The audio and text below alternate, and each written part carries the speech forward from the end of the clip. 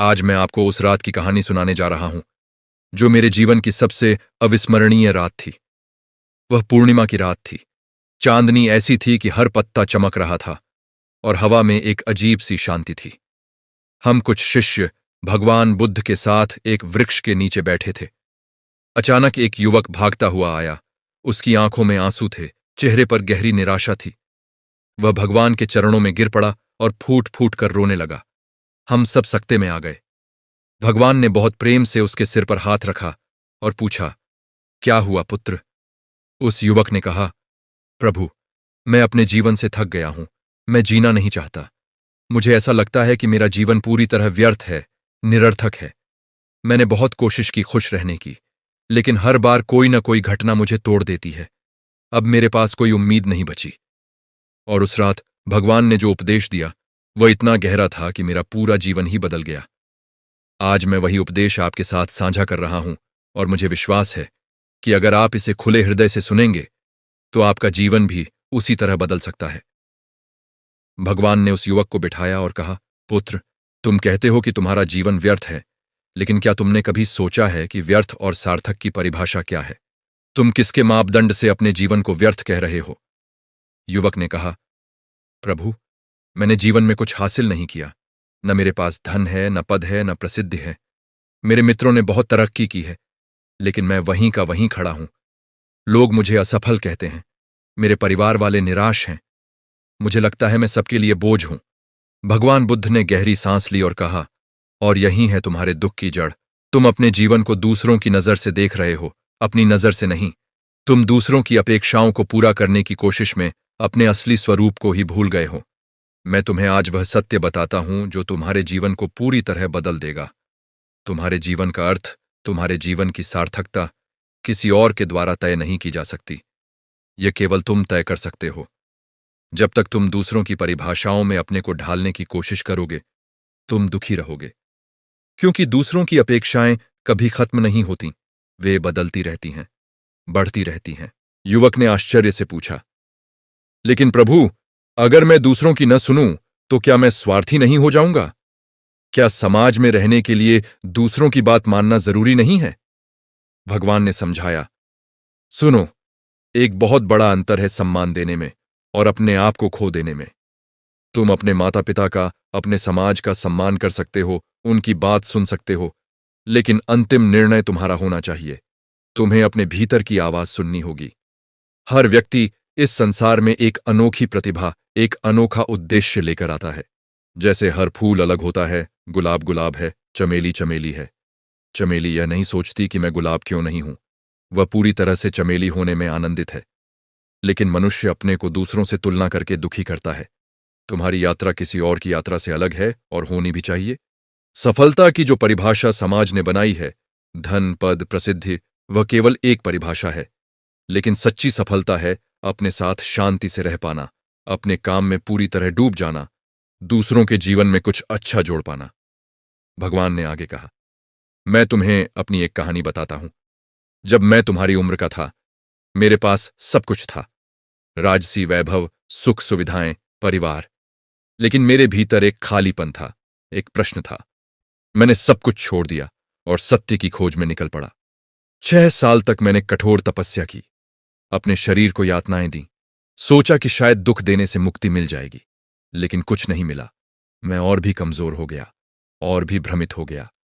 फिर एक दिन मैंने समझा, न तो भोग में सत्य है, न त्याग में। सत्य है मध्यम मार्ग में, संतुलन में। उस दिन मैं एक वृक्ष के नीचे बैठा और मैंने निश्चय किया कि जब तक सत्य नहीं मिलेगा, मैं यहां से नहीं उठूंगा। और उस रात गहरे ध्यान में मुझे वह दिख गया जो मैं खोज रहा था। मुझे समझ आया कि दुख क्यों है, दुख कहां से आता है और दुख से मुक्ति कैसे संभव है। वह अनुभव मेरे लिए बोध बन गया, जागरण बन गया। युवक ने पूछा, प्रभु, वह सत्य क्या था जो आपको मिला? क्या आप मुझे बता सकते हैं? भगवान ने कहा, वह सत्य मैं तुम्हें बता सकता हूं, लेकिन केवल बताने से तुम्हें अनुभव नहीं होगा। जैसे कोई तुम्हें शहद के बारे में बताए, लेकिन जब तक तुम छकोगे नहीं, तुम्हें उसकी मिठास का पता नहीं चलेगा। फिर भी मैं तुम्हें वह मार्ग बताता हूं। पहला सत्य यह है कि दुख है। यह कोई निराशावादी बात नहीं है, यह तथ्य है। हर मनुष्य के जीवन में दुख आता है, बीमारी का दुख, बुढ़ापे का दुख, मृत्यु का दुख, प्रियजनों से बिछड़ने का दुख, जो नहीं चाहते वह मिलने का दुख, जो चाहते हैं वह न मिलने का दुख। लेकिन ज्यादातर लोग इस सत्य को स्वीकार नहीं करते। वे सोचते हैं कि केवल उन्हीं के साथ बुरा हो रहा है, बाकी सब खुश हैं। यह भ्रम और दुख बढ़ाता है। जब तुम स्वीकार करते हो कि दुख जीवन का एक हिस्सा है, तो तुम उसे संभालने के लिए तैयार हो जाते हो। भगवान ने दूसरा सत्य बताया। दूसरा सत्य है कि दुख का एक कारण है, और वह कारण है तृष्णा, चाहत, आसक्ति। तुम किसी चीज को इतनी बुरी तरह चाहते हो कि जब वह नहीं मिलती तो तुम टूट जाते हो, या तुम्हारे पास कुछ है और तुम उससे इतने चिपके हो कि जब वह जाता है तो तुम दुखी हो जाते हो। समझो, तुम किसी व्यक्ति से प्रेम करते हो, यह सुंदर है, लेकिन अगर तुम उस व्यक्ति को अपनी संपत्ति की तरह मानने लगो, उसे नियंत्रित करना चाहो, उसके बिना अपने अस्तित्व की कल्पना न कर सको, तो यह प्रेम नहीं रहा, यह आसक्ति बन गई। और आसक्ति हमेशा दुख लाती है, क्योंकि इस संसार में कुछ भी स्थिर नहीं है। लोग बदलते हैं, परिस्थितियां बदलती हैं। जब तुम परिवर्तन को स्वीकार नहीं करते, तुम यथार्थ से लड़ते हो, तो दुख निश्चित है। युवक ने कहा, लेकिन प्रभु, अगर मैं कुछ चाहूंगा नहीं तो मैं जीवन में आगे कैसे बढ़ूंगा? महत्वाकांक्षा तो जरूरी है। भगवान ने मुस्कुराते हुए समझाया, मैं तुमसे इच्छाओं को मारने को नहीं कह रहा, मैं तुमसे आसक्ति छोड़ने को कह रहा हूं। तुम अपने लक्ष्य रखो, अपनी योजनाएं बनाओ, पूरी मेहनत से काम करो, लेकिन परिणाम से मुक्त रहो। जैसे एक किसान, वह बीज बोता है, खेत की देखभाल करता है, पानी देता है, खरपतवार निकालता है, यह सब वह पूरी लगन से करता है, लेकिन फसल आएगी या नहीं, यह पूरी तरह उसके हाथ में नहीं है। मौसम पर निर्भर है, मिट्टी पर निर्भर है, अनेक कारकों पर निर्भर है। अगर वह इस बात से चिपक जाए कि फसल तो आनी ही चाहिए वरना मैं बर्बाद हो जाऊंगा, तो वह हर दिन चिंता में जिएगा। लेकिन अगर वह सोचे कि मैंने अपना श्रेष्ठ प्रयास किया, बाकी तो प्रकृति के हाथ में है, तो वह शांत रहेगा। और दिलचस्प बात यह है कि जब तुम परिणाम की चिंता नहीं करते, तुम्हारा काम बेहतर होता है, क्योंकि तुम्हारा पूरा ध्यान काम पर होता है, परिणाम की चिंता पर नहीं। भगवान ने तीसरा सत्य बताया। तीसरा सत्य है कि दुख का अंत संभव है। हां, पूरी तरह से दुख से मुक्ति संभव है, लेकिन वह बाहर से नहीं आएगी, वह तुम्हें भीतर से खोजनी होगी। जब तुम अपनी तृष्णा को, अपनी आसक्ति को समझ लेते हो, जब तुम अपने मन के खेल को पहचान लेते हो, तो धीरे धीरे तुम उनसे मुक्त होने लगते हो। और जैसे जैसे तुम मुक्त होते हो, तुम्हारे भीतर एक गहरी शांति उतरने लगती है। एक ऐसी शांति जो किसी बाहरी परिस्थिति पर निर्भर नहीं है। चाहे बाहर तूफान हो या शांति, तुम्हारे भीतर एक अडिग स्थिरता होती है। यही है वह स्थिति जिसे मैं निर्वाण कहता हूं, मोक्ष कहता हूं। यह कोई मृत्यु के बाद की अवस्था नहीं है, यह अभी और यहीं संभव है। युवक की आंखों में अब एक नई चमक थी। उसने पूछा, प्रभु, और चौथा सत्य? आपने कहा था 4 सत्य हैं। भगवान ने कहा, चौथा सत्य है कि दुख से मुक्ति का एक मार्ग है, और वह मार्ग है जिसे मैं अष्टांग मार्ग कहता हूं। लेकिन इससे पहले कि मैं तुम्हें वह मार्ग बताऊं, मैं तुम्हें कुछ और महत्वपूर्ण बातें बताना चाहता हूं। पहली बात, अपने मन को समझो। तुम्हारा मन एक बहुत शक्तिशाली यंत्र है, लेकिन अगर तुम उसके स्वामी नहीं हो तो वह तुम्हें कहीं का नहीं छोड़ेगा।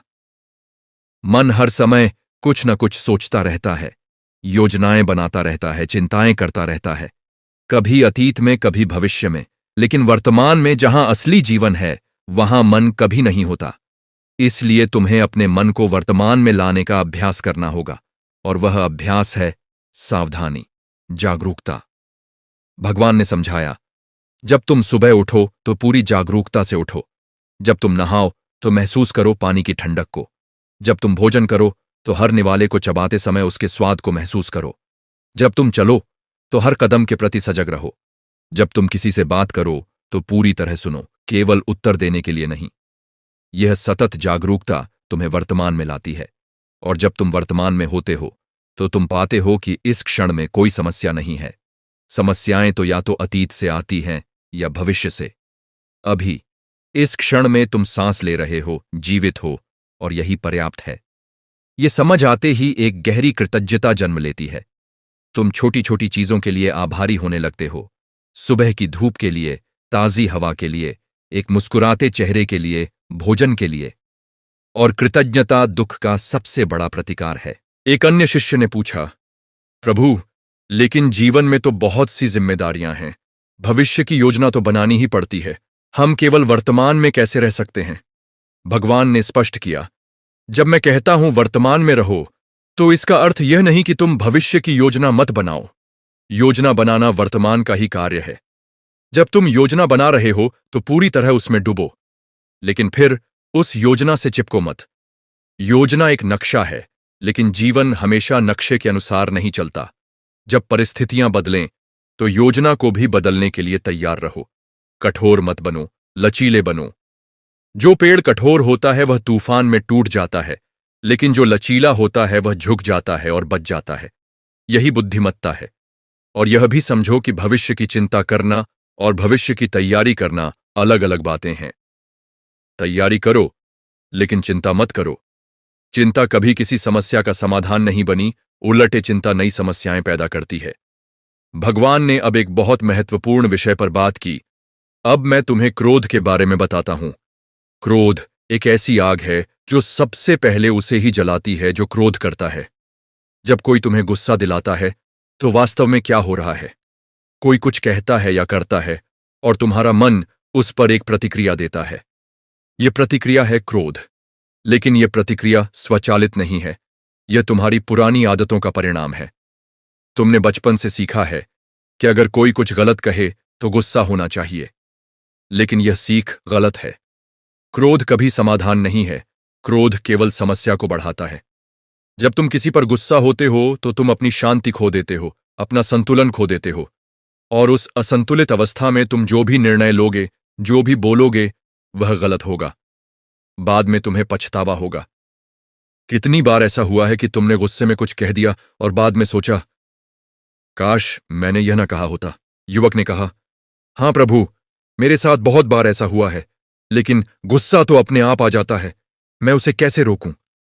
भगवान ने कहा, तुम उसे रोक नहीं सकते, लेकिन तुम उसे देख सकते हो। जब तुम्हें गुस्सा आने लगे तो तुरंत कुछ मत करो, कुछ मत बोलो। बस रुको, गहरी सांस लो 3 बार 4 बार, और अपने गुस्से को देखो। मन में क्या हो रहा है? शरीर में क्या हो रहा है? दिल तेज धड़क रहा है, मुट्ठियां कसी हुई हैं, चेहरा गर्म हो रहा है। बस देखो, साक्षी बनो, और तुम पाओगे कि जब तुम गुस्से को देखते हो तो वह धीरे धीरे शांत होने लगता है, क्योंकि गुस्से को तुम्हारी बेहोशी चाहिए। जब तुम होश में आ जाते हो तो गुस्सा नहीं टिक पाता। यह एक अभ्यास है, एक दिन में नहीं होगा, लेकिन अगर तुम निरंतर अभ्यास करो तो धीरे धीरे तुम अपने गुस्से के स्वामी बन जाओगे। और जिस दिन तुम अपने गुस्से के स्वामी बन जाते हो, उस दिन तुम्हारे जीवन में एक नई शक्ति, एक नया आत्मविश्वास आ जाता है। भगवान ने आगे कहा, अब मैं तुम्हें भय के बारे में बताता हूं। भय भी क्रोध की तरह तुम्हें कमजोर बनाता है। लेकिन समझो, भय क्या है? भय है कल्पना। तुम कल्पना करते हो कि भविष्य में कुछ बुरा होगा, और उस कल्पना से तुम अभी डरने लगते हो। लेकिन वह घटना अभी हुई कहां है? वह तो केवल तुम्हारे मन की एक कहानी है, और मन ऐसी ऐसी डरावनी कहानियां बना सकता है कि तुम रात को सो न सको। लेकिन अगर तुम गौर से देखो तो पाओगे कि जिन चीजों से तुम डरते हो, उनमें से 90% कभी घटती ही नहीं। और अगर कोई मुश्किल आती भी है तो तुम उसका सामना तब करोगे जब वह आएगी। अभी उसकी चिंता करके अपना वर्तमान खराब करने का क्या अर्थ? एक बुद्धिमान व्यक्ति वही है जो वर्तमान में जीता है, अतीत के पछतावे में नहीं, भविष्य के भय में नहीं। युवक ने पूछा, लेकिन प्रभु, कुछ डर तो स्वाभाविक हैं, जैसे मृत्यु का डर। हर कोई मरने से डरता है। भगवान की आंखों में एक गहरी करुणा उतरी और उन्होंने कहा, हां, मृत्यु का भय सबसे गहरा भय है, लेकिन यह भय अज्ञान से आता है। तुम मृत्यु से इसीलिए डरते हो क्योंकि तुम सोचते हो कि मृत्यु के बाद सब कुछ खत्म हो जाएगा। लेकिन क्या खत्म होगा? यह शरीर तो नश्वर है। यह तो जन्म के समय से ही मरने की यात्रा पर है। हर दिन यह बदल रहा है, बूढ़ा हो रहा है, कमजोर हो रहा है। लेकिन तुम्हारे भीतर जो चेतना है, जो सब कुछ देख रही है, अनुभव कर रही है, वह कभी मरती नहीं। वह शाश्वत है, अमर है। जैसे तुम एक पुराना कपड़ा उतारकर नया कपड़ा पहन लेते हो, वैसे ही आत्मा एक पुराने शरीर को छोड़कर नया शरीर धारण करती है। मृत्यु कोई अंत नहीं है, यह एक संक्रमण है, एक बदलाव है। जब तुम इस सत्य को समझ लेते हो तो मृत्यु का भय समाप्त हो जाता है, और जब मृत्यु का भय समाप्त हो जाता है तो तुम वास्तव में जीना शुरू करते हो। तुम हर क्षण को पूर्णता से जीते हो, क्योंकि अब कोई भय नहीं है। तुम जोखिम ले सकते हो, साहसी बन सकते हो, अपने सपनों का पीछा कर सकते हो। भगवान ने एक और महत्वपूर्ण बात कही। अब मैं तुम्हें असफलता के बारे में बताता हूं। लोग असफलता से बहुत डरते हैं, लेकिन असफलता केवल एक घटना है, एक अनुभव है। असफलता तुम्हारी पहचान नहीं है। जब तुम कहते हो मैं असफल हूं, तो तुम एक घटना को अपनी पहचान बना लेते हो। यह गलत है। तुमने एक काम में सफलता नहीं पाई, इसका अर्थ यह नहीं कि तुम असफल व्यक्ति हो। तुम बस एक ऐसे व्यक्ति हो जिसने एक प्रयास किया और वह काम नहीं आया। अब तुम्हारे पास दो विकल्प हैं। या तो इस अनुभव से सीखो और दूसरा प्रयास करो, या फिर इसे अपनी पहचान बना लो और निराश हो जाओ। पहला विकल्प बुद्धिमानी है, दूसरा मूर्खता। हर सफल व्यक्ति असफलताओं के माध्यम से ही सफल हुआ है। असफलता सफलता की सीढ़ी है, अंत नहीं। लेकिन हमारा समाज असफलता को इतना बुरा मानता है कि लोग कोशिश करना ही बंद कर देते हैं। वे सोचते हैं अगर असफल हो गया तो लोग क्या कहेंगे, और यह डर उन्हें जीवन भर छोटे दायरे में रहने को मजबूर करता है। युवक ने कहा, प्रभु, आप बिल्कुल सही कह रहे हैं। मैं भी इसी डर से ग्रस्त हूं। मैंने कई बार कुछ नया करने की सोची, लेकिन फिर सोचा कि अगर असफल हो गया तो। भगवान ने प्रेम से कहा, तो क्या होगा? क्या आसमान गिर जाएगा? क्या धरती फट जाएगी? नहीं, बस लोग कुछ बातें करेंगे और वे बातें भी कुछ दिनों में भूल जाएंगे। लोगों को अपनी समस्याओं से इतनी फुर्सत कहाँ है कि वे तुम्हारी असफलता को याद रखें, और अगर कोई याद भी रखता है तो उससे तुम्हें क्या फर्क पड़ता है? तुम अपने लिए जी रहे हो, दूसरों की राय के लिए नहीं। जब तुम यह समझ लेते हो तो तुम मुक्त हो जाते हो। फिर तुम वह करते हो जो तुम्हें सही लगता है, न कि वह जो दूसरों को सही लगता है। और यही है स्वतंत्रता की शुरुआत। याद रखो, दूसरों की राय केवल उनकी राय है, सत्य नहीं। अगर कोई कहता है कि तुम असफल हो, तो यह उसका दृष्टिकोण है। तुम्हें अपना दृष्टिकोण बनाना होगा। तुम खुद से पूछो, क्या मैंने अपनी पूरी कोशिश की? क्या मैंने ईमानदारी से प्रयास किया? अगर हां, तो तुम सफल हो, भले ही परिणाम तुम्हारी अपेक्षा के अनुसार न हो। भगवान ने अब एक बहुत गहरी बात कही। अब मैं तुम्हें अकेलेपन के बारे में बताता हूं। बहुत से लोग अकेलेपन से डरते हैं। वे हमेशा किसी न किसी के साथ रहना चाहते हैं, भीड़ में रहना चाहते हैं। लेकिन अकेलापन और एकांत में बहुत फर्क है। अकेलापन एक नकारात्मक अवस्था है जहां तुम अपने से भाग रहे हो। एकांत एक सकारात्मक अवस्था है जहां तुम अपने साथ हो। जब तुम अपने साथ शांति से नहीं रह सकते, तो तुम किसी और के साथ भी शांति से नहीं रह सकते, क्योंकि तुम दूसरों से अपेक्षा करोगे कि वे तुम्हारे खालीपन को भरें, तुम्हारी उदासी को दूर करें। लेकिन यह कोई दूसरा नहीं कर सकता। यह तुम्हें खुद करना होगा। इसलिए एकांत में समय बिताना सीखो। अपने साथ मित्रता करो। अपने विचारों को सुनो। अपनी भावनाओं को समझो। जब तुम अपने साथ शांति से रह सकते हो, तो तुम्हें दूसरों की जरूरत नहीं रहती, लेकिन तुम उनके साथ के आनंद को महसूस कर सकते हो। यह एक बहुत महत्वपूर्ण अंतर है, जरूरत और आनंद में। जब तुम किसी की जरूरत से उसके साथ हो, तो यह निर्भरता है। जब तुम आनंद से किसी के साथ हो, तो यह स्वतंत्रता है। एक वृद्ध शिष्य ने पूछा, प्रभु, आप प्रेम के बारे में क्या कहेंगे? क्या प्रेम में भी यह लागू होता है? भगवान ने कहा, बिल्कुल। वास्तव में सच्चा प्रेम वही है जो स्वतंत्रता से भरा हो। जब तुम किसी से प्रेम करते हो लेकिन उसे बांधना नहीं चाहते, नियंत्रित नहीं करना चाहते, बदलना नहीं चाहते, तो यह सच्चा प्रेम है। तुम उसे वैसे ही स्वीकार करते हो जैसा वह है। तुम उसकी स्वतंत्रता का सम्मान करते हो। तुम उसके विकास में सहायक होते हो, बाधा नहीं। लेकिन ज्यादातर लोग जिसे प्रेम कहते हैं वह आसक्ति है, स्वामित्व है। वे कहते हैं, तुम मेरे हो और इस मेरे में ही समस्या छिपी है। कोई किसी का नहीं होता। हर व्यक्ति स्वतंत्र है, अपना है। हां, दो स्वतंत्र व्यक्ति साथ रहने का, जीवन साझा करने का चुनाव कर सकते हैं, लेकिन यह चुनाव प्रेम से होना चाहिए, डर से नहीं, जरूरत से नहीं।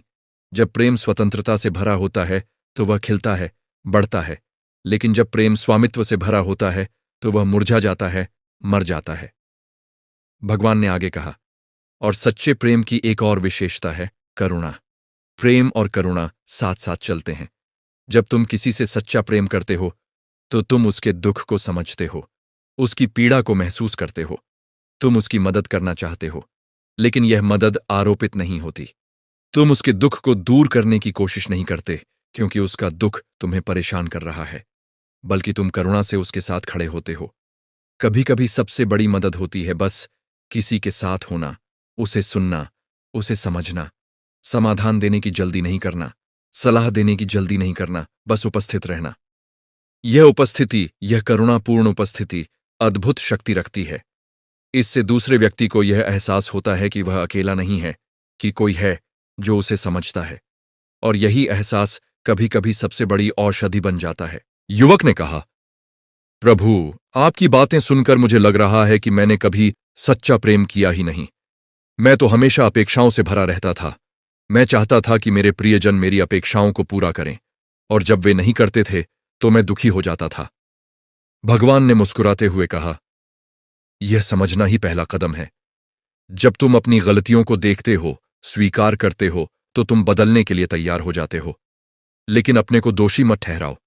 तुमने जो किया वह तुम्हारी समझ के स्तर के अनुसार था। अब तुम्हारी समझ बढ़ रही है तो तुम्हारा व्यवहार भी बदलेगा।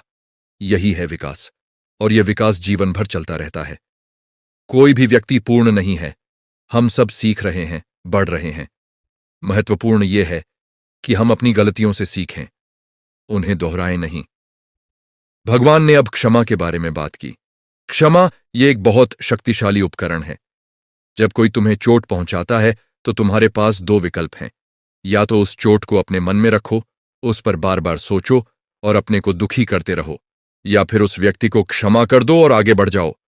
जब तुम किसी को क्षमा नहीं करते तो तुम एक जहर अपने भीतर रखते हो। यह जहर तुम्हें ही नुकसान पहुंचाता है, उस व्यक्ति को नहीं जिसने तुम्हें चोट पहुंचाई थी। जब तुम क्षमा करते हो तो तुम उस व्यक्ति के लिए नहीं, अपने लिए करते हो। तुम अपने मन को उस बोझ से मुक्त करते हो। लेकिन क्षमा का अर्थ यह नहीं कि तुम भूल जाओ या फिर से वही गलती होने दो। क्षमा का अर्थ है कि तुम उस घटना से सीखते हो, लेकिन उसे अपने मन में नहीं पालते। तुम समझते हो कि वह व्यक्ति भी अपनी समझ के स्तर के अनुसार व्यवहार कर रहा था। शायद वह स्वयं दुख में था, और दुखी व्यक्ति कभी कभी दूसरों को भी दुख पहुंचा देता है। यह समझ तुम्हें क्षमा करने में मदद करती है। युवक ने पूछा, लेकिन प्रभु, अगर कोई बार बार गलती करता रहे तो क्या हम बार बार क्षमा करते रहे? भगवान ने कहा, क्षमा करो लेकिन बुद्धिमान बनो। क्षमा का अर्थ यह नहीं कि तुम खुद को बार बार चोट पहुंचने दो। तुम उस व्यक्ति को क्षमा कर सकते हो, लेकिन साथ ही उससे दूरी भी बना सकते हो।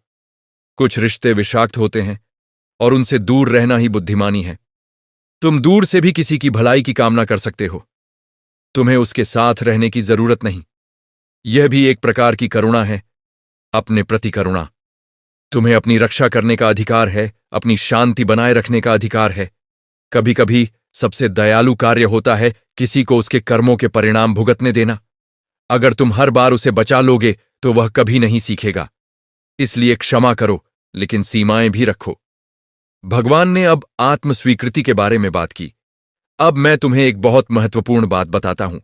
अपने को वैसे ही स्वीकार करो जैसे तुम हो, तुम्हारी ताकतों को भी, तुम्हारी कमजोरियों को भी। तुम पूर्ण नहीं हो, और यह बिल्कुल ठीक है। कोई भी पूर्ण नहीं है। जब तुम अपनी कमजोरियों को स्वीकार करते हो तो वे तुम्हें नियंत्रित नहीं कर पाती। तुम उन पर काम कर सकते हो, लेकिन जब तुम उन्हें छिपाने की कोशिश करते हो, इनकार करते हो, तो वे और मजबूत हो जाती हैं। बहुत से लोग अपनी कमजोरियों से इतना शर्मिंदा होते हैं कि वे उन्हें देखना भी नहीं चाहते। लेकिन जो तुम देखते नहीं, उसे तुम बदल नहीं सकते। इसलिए साहस से अपने को देखो, अपनी अच्छाइयों को भी, अपनी बुराइयों को भी, और फिर प्रेम से अपने साथ काम करो। जैसे एक माली अपने बगीचे के साथ काम करता है, खरपतवार निकालता है, फूलों को पानी देता है, धैर्य से, वैसे ही अपने साथ काम करो। एक शिष्य ने पूछा, प्रभु, लेकिन अपनी कमजोरियों को स्वीकार करने का अर्थ क्या यह नहीं कि हम उन्हें बदलने की कोशिश ही छोड़ दें? भगवान ने स्पष्ट किया, नहीं। स्वीकृति और आलस्य में फर्क है। स्वीकृति का अर्थ है यथार्थ को देखना जैसा वह है। तुम स्वीकार करते हो कि अभी तुम्हारे पास यह कमजोरी है। यह स्वीकृति तुम्हें शांति देती है, और इस शांति से तुम बेहतर तरीके से उस पर काम कर सकते हो। जब तुम अपनी कमजोरी से लड़ते हो, उससे नफरत करते हो, तो तुम तनाव में रहते हो और तनाव कभी बदलाव नहीं लाता। लेकिन जब तुम शांति से, प्रेम से, धैर्य से अपनी कमजोरियों पर काम करते हो तो धीरे धीरे बदलाव आता है। यह एक बच्चे को चलना सिखाने की तरह है।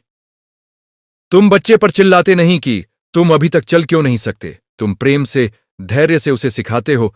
वैसे ही अपने साथ व्यवहार करो। भगवान ने अब कृतज्ञता के बारे में गहराई से बात की। कृतज्ञता यह एक ऐसी चाबी है जो तुम्हारे जीवन को पूरी तरह बदल सकती है। जब तुम कृतज्ञ होते हो तो तुम जो नहीं है उसकी बजाय जो है उस पर ध्यान देते हो, और जब तुम जो है उस पर ध्यान देते हो तो तुम पाते हो कि तुम्हारे पास बहुत कुछ है। लेकिन ज्यादातर लोग जो नहीं है उस पर ध्यान देते हैं। उनके पास एक घर है लेकिन वे सोचते हैं काश ये थोड़ा बड़ा होता। उनके पास परिवार है लेकिन वे सोचते हैं काश ये लोग थोड़े अलग होते। ये अकृतज्ञता तुम्हें दुखी बनाती है। लेकिन जब तुम कृतज्ञ होते हो तो तुम देखते हो कि तुम्हारे पास एक घर है जबकि बहुत से लोग बेघर हैं। तुम्हारे पास परिवार है जबकि बहुत से लोग अकेले हैं। तुम्हारे पास भोजन है, पानी है, हवा है। ये सब कितनी बड़ी आशीषें हैं, लेकिन हम इन्हें हल्के में लेते हैं क्योंकि ये हमें आसानी से मिलती है। भगवान ने कहा, मैं तुम्हें एक अभ्यास बताता हूं। हर रात सोने से पहले 3 चीजों के लिए कृतज्ञता व्यक्त करो, चाहे वे कितनी भी छोटी क्यों ना हो। शुरुआत में यह मुश्किल लग सकता है, लेकिन धीरे धीरे तुम पाओगे कि हर दिन कृतज्ञ होने के लिए बहुत कुछ है। और जैसे जैसे तुम कृतज्ञता का अभ्यास करोगे, तुम पाओगे कि तुम्हारा पूरा नजरिया बदल रहा है। तुम नकारात्मकता से सकारात्मकता की ओर बढ़ रहे हो, और यह बदलाव तुम्हारे पूरे जीवन को प्रभावित करता है। कृतज्ञ लोग खुश रहते हैं, स्वस्थ रहते हैं, बेहतर संबंध बनाते हैं, क्योंकि जब तुम कृतज्ञ होते हो तो तुम्हारे भीतर से एक सकारात्मक ऊर्जा निकलती है जो दूसरों को भी प्रभावित करती है। युवक की आंखों में अब आंसू थे, लेकिन ये दुख के आंसू नहीं थे, ये कृतज्ञता के आंसू थे। उसने कहा, प्रभु, आपने मेरी आंखें खोल दी हैं। मैं इतना अंधा था। मैं सोच रहा था कि मेरे पास कुछ नहीं है, लेकिन अब मैं देख रहा हूं कि मेरे पास बहुत कुछ है। मेरे पास जीवन है, स्वास्थ्य है, परिवार है, और सबसे बड़ी बात, मुझे आपका मार्गदर्शन मिल रहा है। भगवान ने उसके सिर पर हाथ रखा और कहा, यही है जागरण। जब तुम्हारी आंखें खुलती हैं तो तुम देखते हो कि जीवन एक अद्भुत उपहार है। हर सांस एक चमत्कार है, और जब तुम इस चमत्कार को देखते हो तो तुम आनंद में जीते हो, दुख में नहीं। भगवान ने अब अंतिम और सबसे महत्वपूर्ण बात कही। अब मैं तुम्हें वर्तमान क्षण के बारे में बताता हूं। यह क्षण, यह अभी का क्षण, यही एकमात्र वास्तविकता है। अतीत जा चुका, वह अब केवल एक स्मृति है। भविष्य आया नहीं, वह केवल एक कल्पना है। जो है वह यह क्षण है, लेकिन हम इस क्षण में कभी नहीं होते। हमारा मन या तो अतीत में होता है या भविष्य में, और इसलिए हम जीवन को चूक जाते हैं। जीवन अभी हो रहा है, इस क्षण में। जब तुम किसी से बात कर रहे हो तो वह क्षण जीवन है। जब तुम भोजन कर रहे हो तो वह क्षण जीवन है। जब तुम चल रहे हो तो वह क्षण जीवन है। लेकिन अगर तुम्हारा मन कहीं और है तो तुम उस क्षण को चूक गए, और क्षण दोबारा नहीं आते। इसलिए जागरूक रहो, वर्तमान में रहो। यह सबसे बड़ी साधना है, और यही सबसे बड़ी उपलब्धि भी है।